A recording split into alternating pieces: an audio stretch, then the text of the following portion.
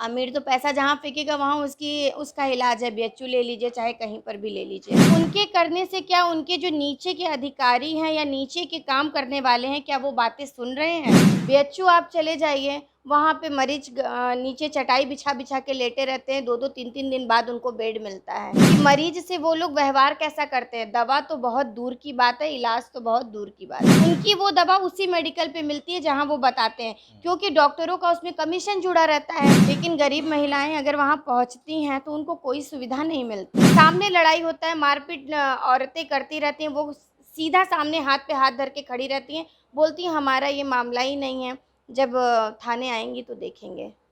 दोस्तों नमस्कार और आप देख रहे हैं न्यूज़ बकेट और न्यूज़ बकेट में आपका स्वागत है। आज हम बात करेंगे स्वास्थ्य को लेकर। जिस तरीके से प्रधानमंत्री नरेंद्र मोदी ने स्वास्थ्य की बात करते हैं और एक केंद्र सरकार का योजना है आयुष्मान कार्ड। आयुष्मान कार्ड शहर से लेकर गांव तक बने हैं, लेकिन क्या सही उसका उपयोग लाभार्थी को मिल पा रहा है या नहीं। हमारे साथ हैं महिला व्यापार मंडल के अध्यक्ष हैं सुनीता जी, से हम बात करेंगे कि क्या जो कार्ड बना है महिलाएं कितना उसका लाभ ले पा रही हैं। नमस्कार, मैं वाराणसी महिला व्यापार मंडल अध्यक्ष सुनीता सोनी। आप भाई साहब श्रम कार्ड की बात कर रहे हैं। श्रम कार्ड हो या आयुष्मान कार्ड हो, इस समय हमारे प्रधानमंत्री जी ने जो चीज़ें बनाई हैं महिलाओं के हित में, उसमें तो 1% काम नहीं कर रहा है। क्यों नहीं कर रहा है? कि यहाँ की जो सरकारी योजनाएं चल रही हैं सरकार की, जैसे आप कौड़िया अस्पताल ले लीजिए या फिर आप कबीर चौरा ले लीजिए, इसमें ये बातें आ रही हैं कि जितनी भी हमारी मतलब महिलाएं हैं, वो ट्रीटमेंट के लिए अगर वहाँ जाती हैं, प्रेग्नेंट महिला बहुत सी होती हैं, क्योंकि गरीब लोग ही सरकारी हॉस्पिटल में जाते हैं। अमीर तो पैसा जहाँ फेंकेगा वहाँ उसका इलाज है, बीएचयू ले लीजिए चाहे कहीं पर भी ले लीजिए। लेकिन गरीब महिलाएं अगर वहाँ पहुँचती हैं तो उनको कोई सुविधा नहीं मिलती, ऐसे ज़मीन में पड़ी रहती हैं, बेड नहीं मिलता है। मैंने अपने आँखों से देखा है। यहाँ पे सिस्टम की बात की जाए तो हमारे यशस्वी प्रधानमंत्री जी, यहाँ का सिस्टम बहुत ही ख़राब है चिकित्सा को लेके। ये बताइए कि जिस तरीके से लगातार ये कहा जाता है कि यहाँ पे वेंटिलेटर की कमी है, सीटों की कमी है, आपको क्या लगता है कि बनारस सहित विभिन्न राज्यों में जिल जनपदों में ऐसा स्थिति है क्या? जी हाँ, बिल्कुल सही कहा गया है ये चीज़। हमारे योगी जी बहुत अच्छे-अच्छे काम कर रहे हैं। हमारे मोदी जी बहुत अच्छा काम किए हैं। वो बनारस में वो स्वच्छ भारत और इसको स्मार्ट सिटी बनाना चाह रहे हैं हर तरीके से। लेकिन उनके करने से क्या उनके जो नीचे के अधिकारी हैं या नीचे के काम करने वाले हैं, क्या वो बातें सुन रहे हैं? नहीं। वो अपना जो सिस्टम चलाते हैं, वो नीचे के लोग उसको फ़ॉलो नहीं करते हैं। वो अपना काम नहीं करते हैं। वेंटिलेटर लाने का मतलब ये है कि उसको चलाना, आप ला के फ़ोटो खींच के उसको डालने से अच्छा है कि वो वर्क कराइए। जो महिलाएं इस समय पीड़ित हैं, जिनका इलाज नहीं हो पा रहा है, जो मर रहे हैं, उनका इलाज करिए, तो उसको कहेंगे कि हाँ वेंटिलेटर लगा है तो उसकी यूज़ हो रही है। आपके नज़र से जिला अस्पताल या जो भी यहाँ के सरकारी प्राथमिक हॉस्पिटल हैं, क्या स्थिति है? सुधार हुआ है या बद से बदतर है? सुधार तो नहीं हुआ है। हाँ। सुधार की बात करेंगे आप तो मैं फिर वही चीज़ कह रही हूँ, कौड़िया अस्पताल और आपका क्या कहते हैं कबीर चौरा, ये दोनों जगह की स्थिति बहुत ख़राब है। बीएचयू आप चले जाइए, वहाँ पे मरीज नीचे चटाई बिछा-बिछा के लेटे रहते हैं, 2-2 3-3 दिन बाद उनको बेड मिलता है। कहाँ से बताऊँ कि चिकित्सा का जो यहाँ का संविधान कैसे सही होगा, ये नहीं समझ में आता है। मोदी जी इतना पैसे लगा रहे हैं, सरकार की तरफ से इतना पैसा लग रहा है कि महिलाओं को ये सुविधा दी जाएगी, आयुष्मान कार्ड है, ई-श्रम कार्ड है, लेकिन उसकी सुविधा किसको मिल रही है? बनाने वाले को सुविधा मिल रही है, जनता को तो सुविधा मिल नहीं रही है। अ जन औषधि केंद्र भी हर जगह खोले गए हैं। आपको क्या लगता है कि उसके लाभ सीधे लोगों गरीबों को या मिडिल क्लास को मिल रहा है? जन औषधि जिन जिन लोगों ने खोला है, ये उन लोगों को ही उसका फ़ायदा मिल रहा है, बाकी किसी को नहीं मिल रहा है। क्योंकि अगर हम लोग बाहर जाते हैं, मैंने यही चीज़ें आपको माइंड में कराई हैं कि हेरिटेज हॉस्पिटल ले लीजिए, जितने बड़े हॉस्पिटल हैं, तो जितने पैसे वाले हैं वो वहीं जाते हैं। लेकिन जो गरीब है वो कहाँ जाता है? बीएचयू जाता है, कौड़िया जाता है, कबीर चौरा जाता है।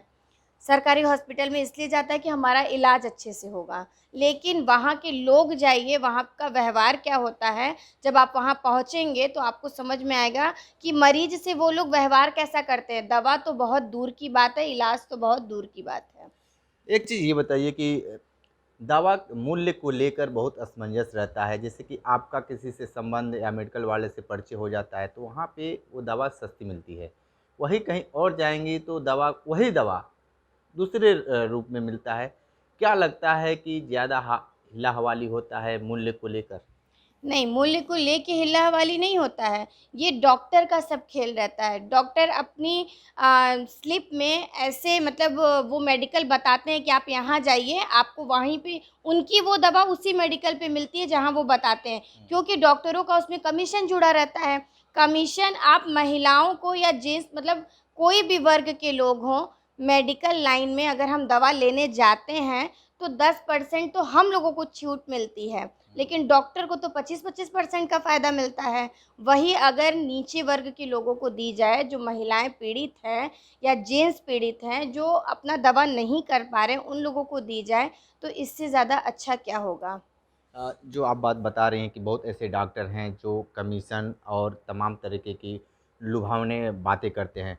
बहुत ऐसे लोग हैं जो दवा कराने जाते हैं, नंबर लगाने के लिए घूस देते हैं। चाहे बीएचयू हो गया या कौड़िया, तमाम तरह पे हम देखा जाता है। वो चीज़ें कब रुक पाएँगी? आपको लगता है कि ये सरकार यानी भाजपा सरकार या योगी आदित्यनाथ की सरकार में उस पे रोक लग पाएगी? मेरी सरकार से यही निवेदन है कि आप लोग जो चीज़ें लागू करते हैं, आप एक बार इसी प्लेटफ़ॉर्म पे आइए, उस चीज़ों को देखिए। अभी आप लोग जब तक जनता के बीच में घुसेंगे नहीं, तब तक कुछ कुछ चीज़ें समझ में नहीं आ पाएगी।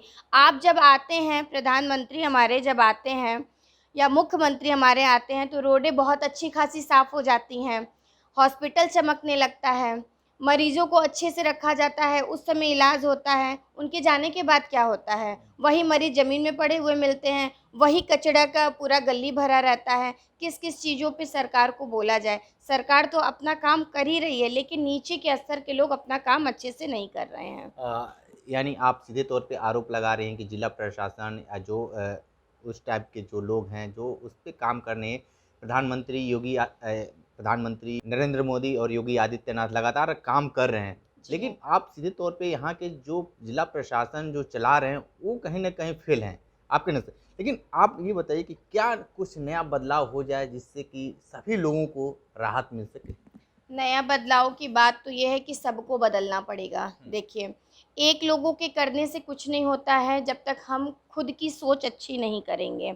यहाँ पर पे तो अपना जेब भरने के लिए लोग तत्पर रहते हैं कि कहाँ से सरकारी हमको जॉब मिल जाए, कहाँ से सरकारी हम लोगों को ड्यूटी करने को मिल जाए कि हमको 40,000 45,000 रुपये महीना हमको आराम से आ रहा है, हाथ पे हाथ धर के हम बैठे हैं, हमको कुछ करना नहीं है। यही बातें आप ले लीजिए महिला हेल्प डेस्क पे मैं लेके जा रही हूँ। हमारे यहाँ जो भी महिलाएँ पीड़ित रहती हैं, अगर वो जाती हैं प्रशासन से, अगर प्रशासन से नहीं माँगेंगे मदद तो किससे माँगेंगे? प्रशासन कहती है कि आप लोग महिलाएँ हैं 12 बजे चौकी थाने पे महिलाएँ शोभा नहीं देती। महिला हेल्प डेस्क योगी आदित्यनाथ जी ने हमारे खुलवाया है, किस लिए खुलवाया है? महिलाओं को हेल्प लेने के लिए कि वो जो वर्किंग महिलाएँ हैं 40-45 हज़ार रुपये तनख्वाह पा रही हैं, उनको बैठ के तनख्वाह देने के लिए। क्योंकि वो अपना वर्क करती नहीं रहे। सामने लड़ाई होता है, मारपीट औरतें करती रहती हैं, वो सीधा सामने हाथ पे हाथ धर के खड़ी रहती हैं, बोलती हैं हमारा ये मामला ही नहीं है, जब थाने आएँगी तो देखेंगे। इसका क्या मतलब है? ठीक है। तो आप हॉस्पिटल की बातें सुने और ये थी अध्यक्ष महिला व्यापार मंडल की सुनीता जी। आप ये समझिए कि आज के भी समय में हॉस्पिटल जो गरीबों का हॉस्पिटल कहा जाता है, लेकिन ऐसा कुछ नहीं है कि सिर्फ गरीब ही जाते हैं।